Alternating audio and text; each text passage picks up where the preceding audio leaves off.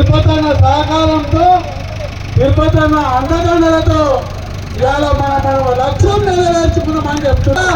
మీకు అందరికీ తెలుసు,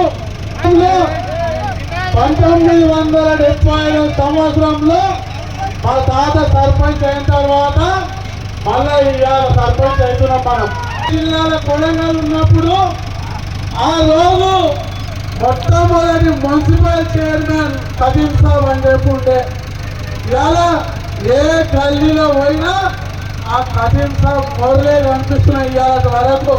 ఇక నేను పేర్లు చెప్పదలుచుకుంటే మేము మొత్తం 50 ఏళ్ళు తిరిగి పడేస్తున్నారు. అంటే ఇవాళ కొడంగల్కి ఎంతో దళితములను చూసుకున్నారు. ఇవాళ కొంతమంది మొన్న ఎలక్షన్లలో ఓపిక పట్టమంటే పట్టిన కానీ లేకపోతే తల్లి పట్టడం సందర్భం ఏ మాటలో పోయినా కులనాటం తప్ప ఇంకొక పని లేదని నేను చెప్తున్నా. రాజకీయం చేసేది ఉంటే స్టేట్ ఫార్వర్డ్ చేయాలి, సంపూర్ణ రాజకీయం చేయాలి, మొబైల్ రాజకీయం చేయాలి, కానీ ఆడవాళ్ళ రాజకీయం చేయొద్దని చెప్తున్నానని ఇవాళ. ముఖ్యంగా ఇవాళ మీరు అందరూ అభిమానం కానీ ఏదైనా కానీ మా కుటుంబం పైన నమ్మకంతో ఉన్న ప్రతి ఒక్క కార్యకర్తకు నా యొక్క తాళాభిమని చెప్తున్నా. ఇవాళ కొడంగల్లో రేపటి నుంచి రాజకీయం లేదు, డెవలప్మెంట్ మాత్రమే జరుగుతుంది. డెవలప్మెంట్ చేసి చూపించే మళ్ళా ఎలక్షన్ లో ఓట్లాడుతామని చెప్తున్నా. చాలా ఇప్పుడే ఇసుపై కూడా కొన్ని విషయాలు చెప్పిండు, ట్యాక్సుల విషయం అని చెప్పి. అది ఏదున్నా కమిషనర్ ఫస్ట్ మొదటిసారి మీటింగ్ జరిగిన తర్వాత ఆ మీటింగ్ నిర్ణయం తీసుకుంటాం. నేను ఈ సందర్భంగా కొడంగల్ చిరు వ్యాపారులకు మాత్రం ఒక శుభవార్త 8 రోజులుగా చెప్తాను. ఎందుకంటే పాపం వాళ్ళందరూ రోజుల పండి చిన్న చిన్న డబ్బాలు పెట్టుకొని వాళ్ళు బతుకుతున్నారు. మొన్న రేవంత్ రెడ్డి సార్ వచ్చినప్పుడు డబ్బాలు బంద్ చేయించారు, దుకాణాలు బంద్ చేయించారు.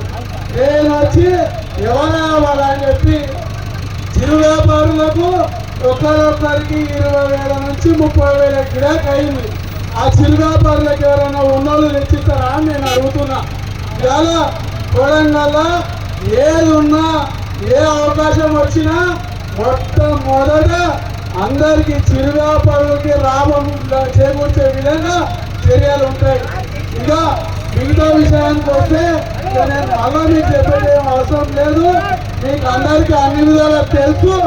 కాబట్టి కొడంగల్ ప్రజలు ఇప్పటి నుంచి ఏ గల్లీలో మోర్లకైనా రోడ్లకైనా పైప్ లైన్లకైనా ఎవరు కాంట్రాక్ట్ వచ్చినారా ఎవరు ఆఫీసర్ వచ్చినా కూడా మీరందరూ వాళ్లకు సహకరించి వాళ్ళతో డెవలప్మెంట్ చేసుకున్నారు తప్ప రాజకీయాలు అవి ఇవన్నీ పక్కన పెట్టి మనం అందరం అభివృద్ధి వైపు మొగ్గు చూపి అభివృద్ధి అడుగు తీయాలని చెప్పి కోరుకుంటున్నా. ఎందుకంటే మనం 30 ఏళ్ళు 40 ఏళ్ళు రాజకీయమే చేసినాం, అందుకే మన ఊరిగా ఉంది. ఇలా ఓన్లీ డెవలప్మెంట్ మనం కొడంగల్ ఎట్లా అభివృద్ధి చేసుకున్నాలి, కొడంగల్ ఎట్లా ప్రగతి పథంలో నడపాలి, కొడంగల్ రాష్ట్రంలోనే ఒక ముందంజలో ఎట్లా పెట్టాలనే ఆలోచన ఉండాలి తప్ప మిగిలిన ఆలోచన అన్ని పనిచేస్తున్నారని కోరుకుంటున్నా. ఇలా మీరు అందరూ ఇంత ఎండలో ఇంత టైంలో ఉన్నందుకు కొడంగల్ ప్రజలకు అందరికీ నా యొక్క పాదాభివందనం తెలియజేస్తూ